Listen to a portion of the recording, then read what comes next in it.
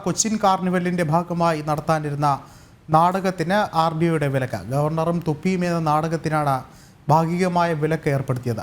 ഭരണഘടനാ പദവികളിലുള്ളവരെ അവഹേളിക്കുന്ന വിധമുള്ള സംഭാഷണങ്ങൾ പാടില്ലെന്നും RDOയുടെ ഉത്തരവിൽ പറയുന്നു. അതേസമയം പുതുവത്സരാഘോഷത്തിന് വെളി മൈതാനത്ത് പപ്പാഞ്ഞിയെ കത്തിക്കുന്നതിലും RDO വിലക്ക് ഏർപ്പെടുത്തി. കൂടുതൽ വിവരങ്ങളുമായി ജിജീഷ് കരുണാകരൻ ചേർന്നുണ്ട്. ജിജീഷ്, എങ്ങനെ നോക്കിക്കാണാം ഈ ഒരു നടപടിയെ?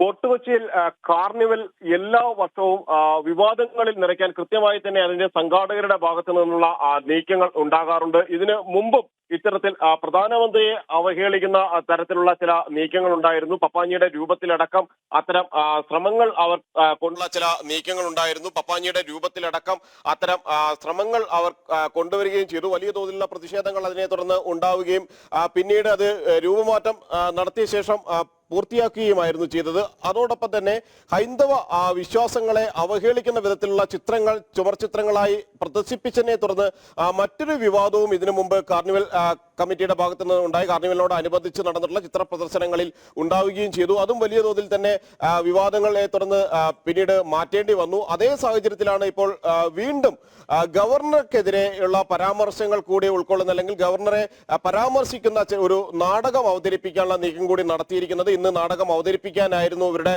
ശ്രമം. നാടക കമ്മിറ്റി നാടക എന്ന ഗ്രൂപ്പിന്റെ പേരിലാണ് ഇത്തരത്തിൽ നാടക അവതരണം ഫോർട്ട് കൊച്ചിയിൽ നടക്കുമെന്ന് അറിയിച്ചത്.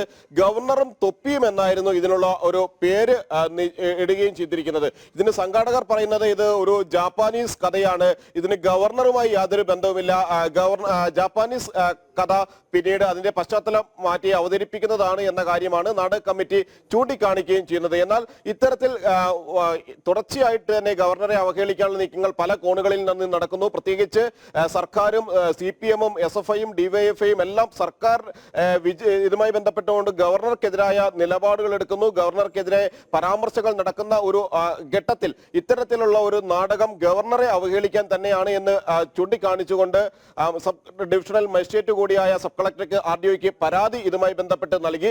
തുടർന്നാണ് ഈ പരാതിയിന്മേലാണ് ഇപ്പോൾ ഉത്തരവ് പറഞ്ഞിരിക്കുന്നത്, ഭാഗികമായി തടഞ്ഞിരിക്കുന്നത്. ഇത്തരം പരാമർശങ്ങൾ ഒഴിവാക്കണമെന്നാണ് RDO ആവശ്യപ്പെട്ടിരിക്കുന്നത്. മാത്രമല്ല, വിവാദ പരാമർശങ്ങൾ പൂർണ്ണമായും ഒഴിവാക്കണം. ഏതെങ്കിലും മതത്തെയോ ഏതെങ്കിലും രാഷ്ട്രീയ പരാമർശങ്ങളോ മാത്രമല്ല, ഗവർണർ എന്ന വാക്ക് ഇത്തരത്തിൽ അവഹേളനപരമായ കാര്യങ്ങൾക്ക് വേണ്ടി ഉപയോഗപ്പെടുത്തരുത് എന്ന കാര്യമാണ് ഇതിൽ ചൂണ്ടിക്കാണിക്കുന്നത്.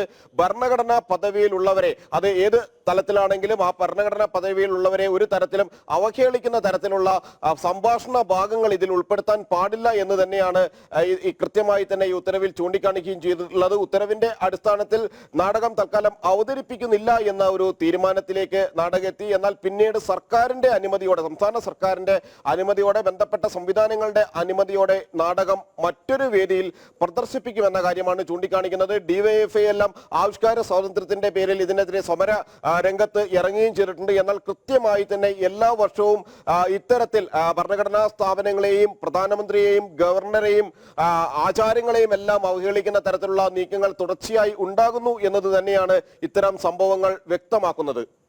ജിജീഷ, മറ്റൊരു കാര്യം, ഇത്തരത്തിൽ വെളി മൈതാനത്ത് പപ്പാഞ്ഞിയെ കത്തിക്കുന്നതിലും വിലക്ക് ഏർപ്പെടുത്തിയിരിക്കുകയാണ്. ഒരുപക്ഷെ ഒരു സുരക്ഷാ പ്രശ്നം അവിടെ നിലനിൽക്കുന്ന ഒരു സാഹചര്യം കൂടിയല്ലേ ഈ ഒരു വിലക്കിനും പിന്നിൽ എന്നല്ലേ നമുക്ക് പറയേണ്ടത്?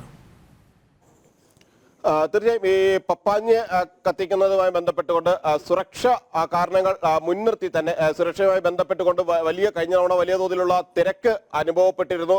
ഏതാണ്ട് 5 ലക്ഷത്തോളം ആളുകൾ എത്തി എന്നാണ് ഏകദേശ കണക്കുകൾ പറയുന്നത്. കഴിഞ്ഞ ഫോർട്ട് കൊച്ചിയിലെ പുതുവത്സര രാവിലെ എത്രയധികം ആളുകൾ ഒഴുകിയെത്തി. സുരക്ഷാ പ്രശ്നങ്ങളടക്കം അതുമായി ബന്ധപ്പെട്ട് ഉണ്ടാവുകയും ചെയ്തു.